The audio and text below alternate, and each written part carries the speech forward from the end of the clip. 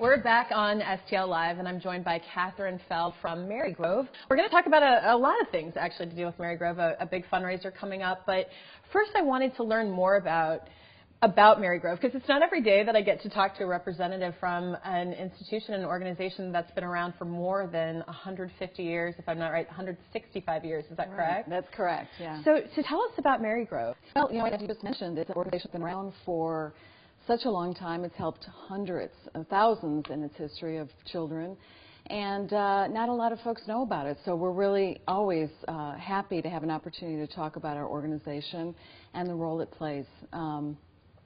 Marygrove, even if you think you sort of understand a little bit about it, if you've had some kind of connection, what really folks don't understand is that it's a full continuum of behavioral health services. So we provide children, youth and families who have histories of abuse or neglect with the support and skill building that they need to better cope with those issues and move forward in a more healthy way.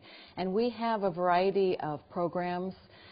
We have residential treatment, we have transitional and independent living, therapeutic foster care, and we just opened what will be or is one of the largest youth shelter programs in the community.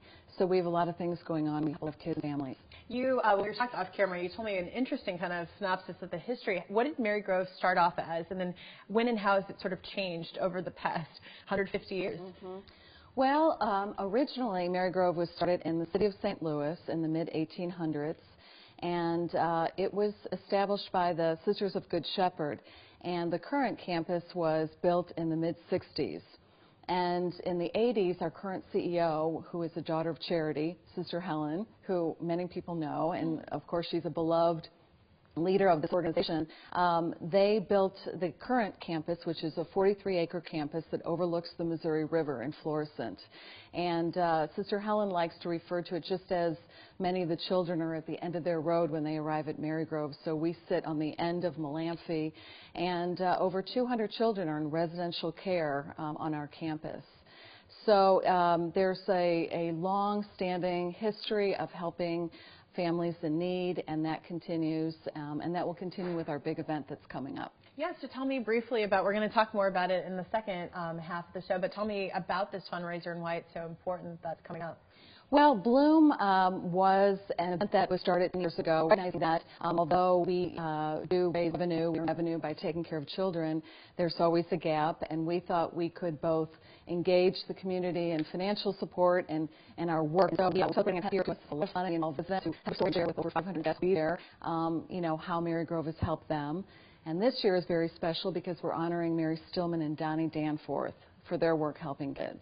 Okay, no, that's fantastic. I love that, the way you described it before with vertical programs. I think a lot of times people think, oh, there's an organization that only do one thing, and you don't. And you're right. When we get kids, really, some of your programs and services go up to age 21. Is that correct? That's correct, right. We help kids, you know, birth through 21, and we have residential treatment, and that program helps kids that are experiencing a high level of emotional distress. And those kids are from age 6 to 21, and they live in residential cottages on the Marygrove campus, and they stay there as long as they need to accomplish their clinical goals. So we provide learning opportunities. Most of the children in that program go to public schools in the Hazelwood School District, and their progress is managed, and when they're ready to go back home or to a traditional foster home or to an adopted setting, then they make that transition. But Marygrove has helped a lot of kids who've been through very, very difficult situations.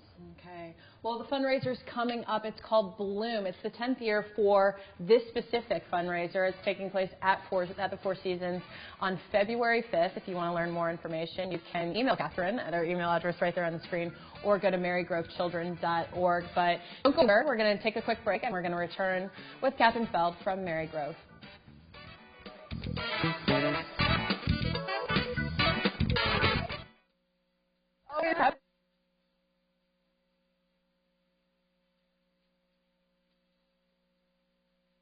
This specific fundraiser is taking place at the Four Seasons on February 5th. If you want to learn more information, you can email Kathryn at our email address right there on the screen, or go to marygrovechildren.org. But don't go there. We're going to take a quick break, and we're going to return with Kathryn Feldt from Marygrove.